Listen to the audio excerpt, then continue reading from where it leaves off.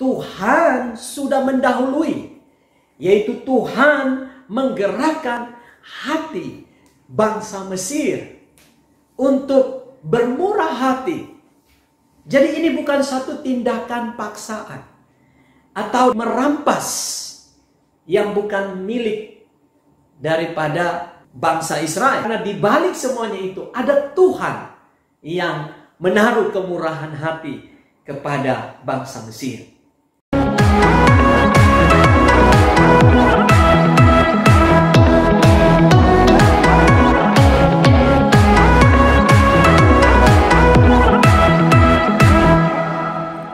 Shalom, senang sekali saya bisa dapat berjumpa dengan saudara. Saya percaya bahwa saat ini saudara dalam kondisi dan keadaan yang baik, dan saya rindu untuk sharing firman Tuhan. Dan saya berdoa agar melalui sharing firman Tuhan pada kali ini dapat memberkati kehidupan saudara. Beberapa waktu yang lalu saya mengupload khotbah saya mengenai perkataan-perkataan yang sulit di dalam Perjanjian Lama, dan tema pada waktu itu adalah Allah mencoba Abraham. Kali ini masih di dalam pembahasan mengenai perkataan-perkataan yang sulit di dalam Perjanjian Lama. Salah satu tema yang saya angkat yaitu merampasi orang Mesir. Kita dapat lihat peristiwa itu di dalam Keluaran pasal 12 ayat yang ke-35 sampai ayat yang ke-36. Orang Israel melakukan juga seperti kata Musa. Mereka meminta dari orang Mesir barang-barang emas dan perak serta kain-kain. Dan Tuhan membuat orang Mesir bermurah hati terhadap bangsa itu sehingga memenuhi permintaan mereka. Demikianlah mereka merampasi orang Mesir itu. Dan saudara, perkataan yang sulit itu terdapat di dalam ayat yang ke-36 bagian terakhir. Demikianlah mereka merampasi orang Mesir itu. Bangsa Israel sebelum keluar dari perbudakan di tanah Mesir, Alkitab mencatat mereka merampasi orang Mesir. Saudaraku yang kekasih di dalam Yesus Kristus, ini adalah perkataan yang sulit kita mengerti, karena kata merampasi itu menimbulkan satu pengertian yang negatif. Nah, untuk itu saya ingin kita membahas lebih dalam lagi apa sebenarnya makna daripada kata merampasi ini. Nah, saudaraku yang kekasih di dalam Yesus Kristus, kita dapat melihat beberapa penafsiran dari peristiwa ini. Secara khusus bagaimana anak-anak Tuhan atau para teolog mencoba untuk menafsirkan peristiwa di mana bangsa Israel merampasi akan bangsa Mesir. Nah, saudara, ada yang berkata bahwa bangsa Mesir memberikan apa yang diminta oleh bangsa Israel sebagai imbalan kerja keras mereka sewaktu jadi budak. Jadi ketika bangsa Israel keluar dari Mesir, apa yang mereka ambil dari bangsa Mesir itu adalah hak mereka sebagai upah dari pekerjaan mereka selama bertahun-tahun di Mesir. Kemudian ada penafsiran juga berkata bahwa bangsa Mesir memberikan apa yang diminta karena melihat perbuatan Tuhan yang ajaib melalui bangsa Israel. Jadi bangsa Mesir memberikan apa yang mereka punyai, baik itu emas, perak, kain-kain kepada bangsa Israel. Karena mereka terpengaruh dengan perbuatan-perbuatan Tuhan yang terjadi di antara mereka, di bangsa mereka. Sehingga mereka begitu takjub, mereka begitu kagum, dan mereka kemudian memberikan apa yang diminta oleh bangsa Israel. Nah, saudara, kemudian ada penafsiran lain berkata bahwa bangsa Mesir memberikan apa yang diminta oleh bangsa Israel karena Musa adalah orang yang terpandang dan memiliki reputasi yang sama dengan ahli-ahli sihir dan para pejabat, bahkan sama dengan Firaun. Jadi saudara, bangsa Mesir dengan rela memberikan emas, perak, serta kain-kain kepada bangsa Israel karena mereka melihat reputasi Musa yang luar biasa hebatnya, sama dengan para ahli-ahli sihir dan juga pejabat-pejabat, bahkan sama dengan Firaun. Jadi mereka memberikan itu karena Musa adalah orang yang sangat terpandang. Kalau kita baca di ayat yang ke-35, ayat yang ke-36, maka kita akan menemukan bahwa bangsa Israel itu meminta. Nah, saudara, saya ingin membawa kita untuk memahami kata meminta ini. Jikalau kita meminta sesuatu kepada seseorang, maka itu tidak dengan paksaan. Tetapi kita meminta dan orang yang kita minta itu akan memberikan kepada kita dengan kerelaan hati. Dan kalau mereka tidak mau memberikan, maka tidak ada paksaan dari kita untuk memaksa mereka untuk memberikan kepada kita. Tetapi saudaraku yang kekasih, ternyata di ayat yang ke-36 bagian yang terakhir, katanya berubah menjadi merampasi. Nah, saudara, ini menimbulkan makna yang negatif. Yang tadinya meminta, kemudian diakhiri dengan kata merampasi. Nah, saudara, pertanyaan yang muncul buat kita, apakah bangsa Israel menipu bangsa Mesir dengan meminta pakaian dan perhiasan mereka dan tidak akan mengembalikannya, sehingga dipakai kata merampasi? Kemudian pertanyaan yang berikut muncul, bagaimana Tuhan bisa memerintahkan mereka untuk meminjam? Padahal ia tahu bahwa bangsa Israel tidak akan mengembalikan apa yang diminta atau yang dipinjam itu. Nah, saudaraku yang kekasih di dalam Yesus Kristus, apa maksud dari kata merampasi ini, saudara? Saudaraku yang kekasih di dalam Yesus Kristus, kata merampasi ini kalau kita lihat bagaimana peristiwa-peristiwa yang terjadi di dalam perjanjian lama. Ya, saya ambil contoh ketika bangsa Israel mengalahkan bangsa Filistin.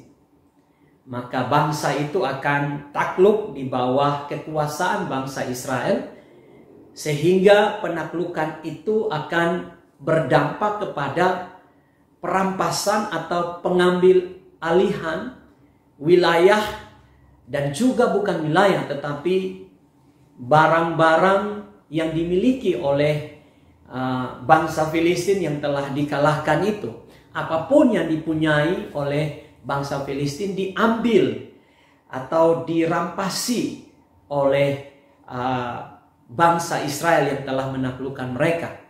Tetapi itu bukan dengan satu paksaan, tetapi itu dilakukan karena bangsa Filistin telah ditaklukkan, telah dihancurkan, telah dikalahkan, sehingga mereka dapat mengambil apapun yang mereka inginkan.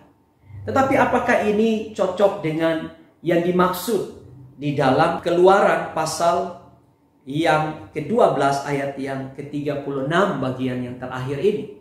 Ternyata ketika kita melihat lebih jauh, kita mendapati bahwa sebenarnya ini bukan atas inisiatif daripada bangsa Israel.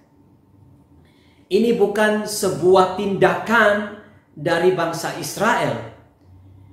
Karena pada waktu itu mereka tidak memiliki kekuatan apa-apa.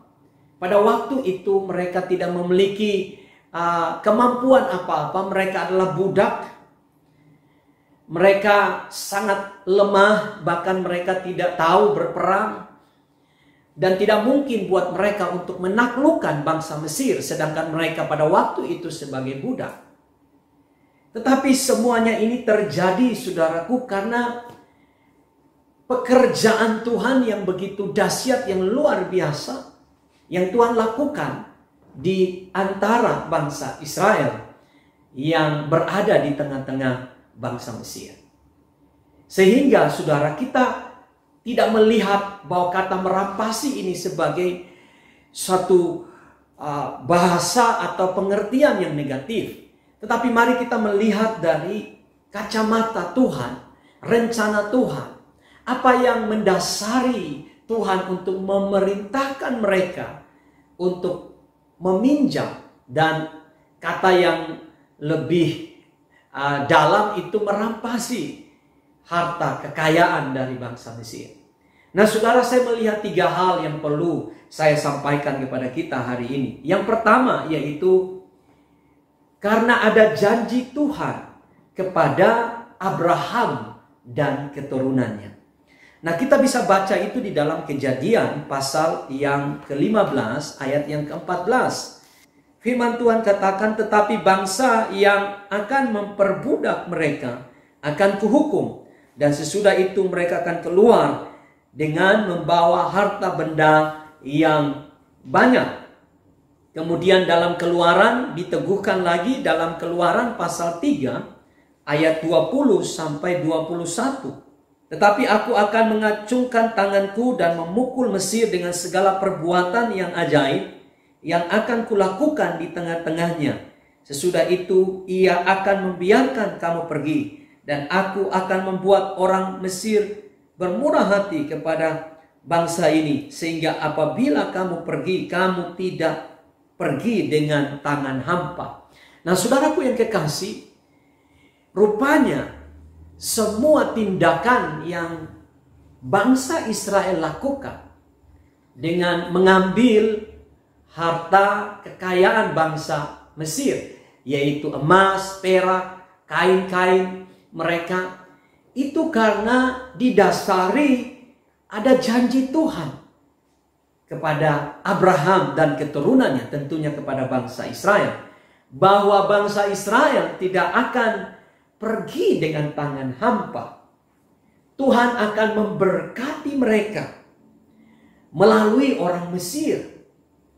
Artinya Tuhan memakai orang Mesir sebagai alatnya untuk memberkati umatnya, yaitu bangsa Israel. Ini semua karena kasih Tuhan kepada umatnya. Tuhan tidak ingin bangsa Israel pergi dengan tangan hampa, keluar dengan tidak membawa apa-apa. Mengapa saudara? Karena Tuhan mengetahui bahwa perjalanan mereka dari Mesir menuju tanah perjanjian itu perjalanan yang panjang. Perjalanan yang membutuhkan sarana dan prasarana. Membutuhkan akan hal-hal yang dapat menghidupkan mereka. Untuk melengkapi mereka di padang gurun. Tentunya Tuhan tidak akan membiarkan umatnya berjalan tanpa dilengkapi. Nah saudara, jadi kata ini bukan sesuatu yang negatif. Tetapi karena ada janji Tuhan kepada bangsa Israel. Demikian juga dengan kehidupan kita. Bahwa Tuhan tidak akan membiarkan saya dan saudara tanpa diperlengkapi.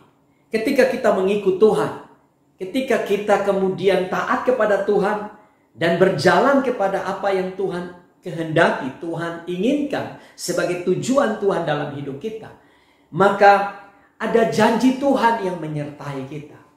Bahwa Tuhan tidak akan membiarkan kita pergi dengan tangan hampa. Dia akan melengkapi kita dengan kemampuan-kemampuan, dengan bakat, dengan talenta. Dia akan memperlengkapi kita dengan keperluan-keperluan kehidupan kita, biaya-biaya hidup kita yang akan kita pakai untuk mencapai tujuan Tuhan dalam kehidupan kita. Bahkan Tuhan bisa membawa orang-orang yang tidak kita kenal, orang-orang yang mungkin selama ini kita pikir tidak bisa membantu kita. Bangsa Israel berpikir bahwa Mesir tidak bisa membantu mereka karena selama ini mereka diperbudak. Tetapi justru melalui bangsa Mesir Tuhan memberkati bangsa Israel. Demikian juga orang yang kita tidak pikirkan Tuhan bisa pakai untuk memberkati kehidupan kita. Nah, saudara, mari pegang janji Tuhan bahwa ada janji Tuhan yang menyertai kehidupan kita. Kemudian yang kedua, Bapak Ibu Saudara, bangsa Israel merampasi orang Mesir. Apa maksud daripada kebenaran ini? Yaitu bahwa Tuhan sanggup menggerakkan hati manusia. Luar biasa, saudara. Tuhan sanggup menggerakkan hati manusia. Saya ingin baca sekali lagi di dalam Keluaran pasal yang ketiga, ayat yang ke-20. Saya baca ayat yang ke-21. Dan aku akan membuat orang Mesir bermurah hati terhadap bangsa ini. Saudara, rupanya sebelum bangsa Israel mengambil atau merampasi dalam bahasa Alkitab emas, perak, dan kain-kain daripada bangsa Mesir, saudaraku yang kekasih di dalam Yesus Kristus, rupanya Tuhan sudah mendahului, yaitu Tuhan menggerakkan hati bangsa Mesir untuk bermurah hati. Jadi ini bukan satu tindakan paksaan atau merampas yang bukan milik daripada bangsa Israel. Mereka bukan mengambil yang bukan milik mereka, tetapi Tuhan yang ampunya hati manusia. Itulah yang menaruh kemurahan hati di dalam kehidupan bangsa Mesir. Sehingga bangsa Mesir memberikan dengan cuma-cuma. Bangsa Mesir memberikan dengan sukacita. Mereka mendukung bangsa Israel dengan harta kekayaan mereka.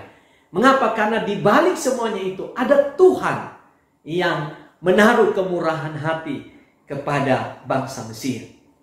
Saudaraku yang kekasih, untuk mencapai rencana Tuhan buat bangsa Israel, Tuhan mampu menggerakkan manusia.